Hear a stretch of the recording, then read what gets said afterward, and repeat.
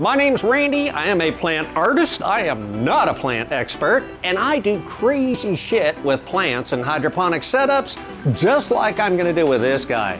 Happens to be one of my favorite. This is a pony palm. Automatically, my hydroponic warning lights came on with this little guy because he's a succulent. A succulent. That means I gotta dry this dude out before I water him in soil, but we're gonna put this dude in a constantly wet environment. But he's got a trunk, so is he gonna rot? Don't worry, Randy, you know better. It's hydroponic. Take all those rules right out the damn window because it just doesn't apply. Now, I started with a smaller 4-inch plant, and the first thing I did is strip that soil, and here are his roots, which I've decided to cut completely off. And one thing I was really glad to see, this little dude's trunk is solid on the bottom. Now, I'm gonna use a plant cradle to mount this guy in, and all this stuff's available on our website. I'm gonna use an 8-inch outer ring, 4-inch inner ring, and I'm simply attaching it with zip ties. Now, I hot glued his little butt to the cradle. That way he stays stable and mounted. First time doing the plant, not exactly sure what he's gonna do, so whenever I have a plant that I'm not sure what he's gonna do,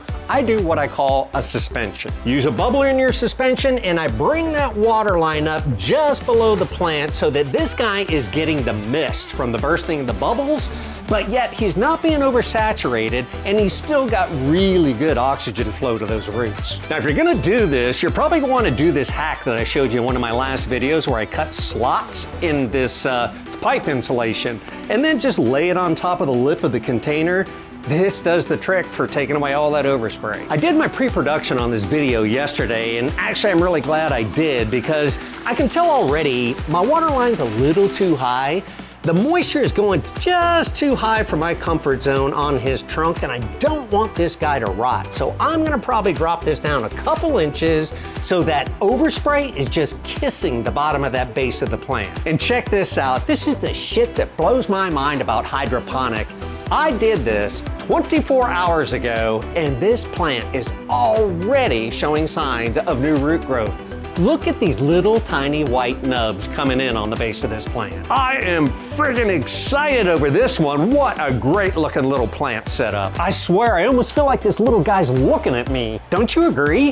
Hydroponic is so fascinating, so easy. I'm definitely gonna keep you guys updated on this guy.